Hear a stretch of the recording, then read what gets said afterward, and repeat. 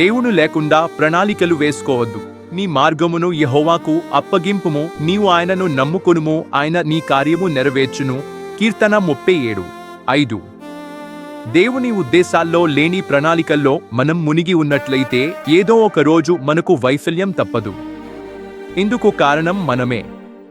అయితే మనం ఆందోళన చెందకుండా ఉండాలంటే మనం చేయవలసినది మన ప్రణాళికల్లో దేవునికి ప్రథమ స్థానాన్నివ్వడమే.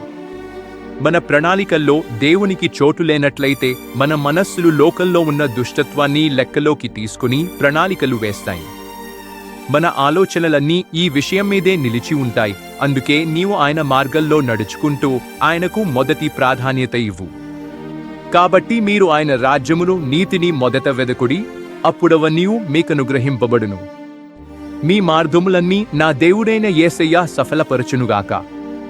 Amen. God bless you all.